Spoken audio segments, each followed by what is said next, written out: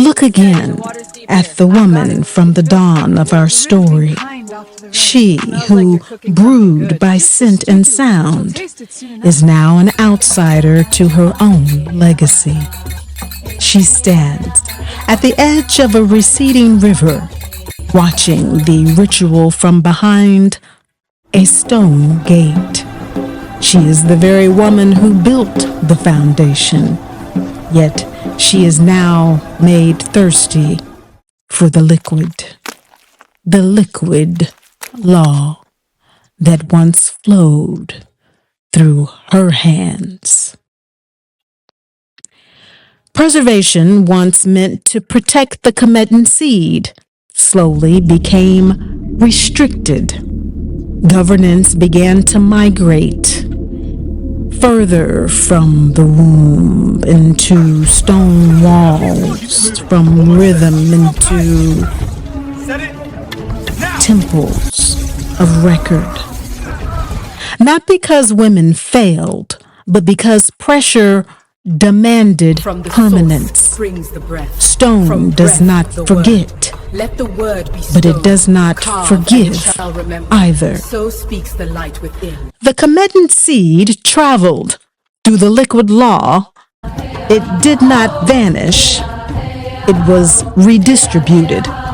It moved whenever climate, conquest, or compression threatened embodiment. These were not migrations of escape. They did not retrospectively populate the world. The Kemetan seed existed throughout Pangea prior to the continental drift. Emigration from Kemet was strategic location of function, designed to ensure the law's survival as the land lost capacity to hold it. They built new temples on high ground locations where the liquid law could still be grounded into the soot-carbon black soil, near water, caves, coves, and deep water wells upon which the foundations and cornerstones of ancient churches, temples, shrines, and cathedrals are built upon today. What could no longer be centralized learned to become invisible.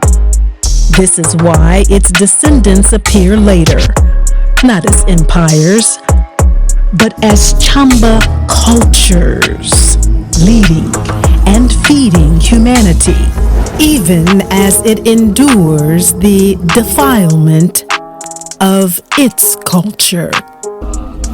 Sobek's order followed floodplains.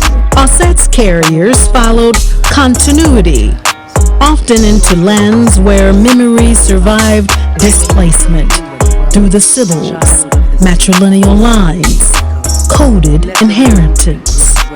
Het-Heru's line moved through sound, shaping social coherence. Anpu's order traveled wherever death required guidance.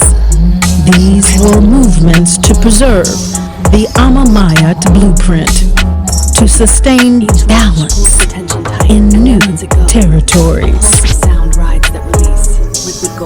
But the jackal's rebellion is failing.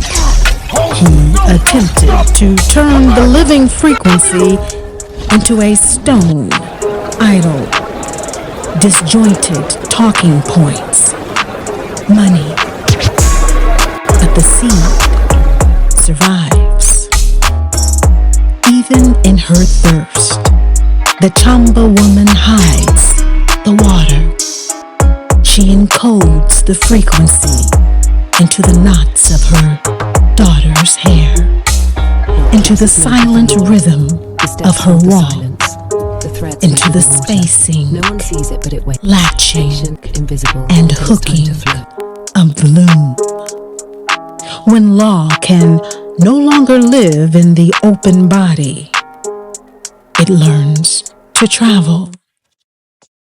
We are not casualties. We are the current.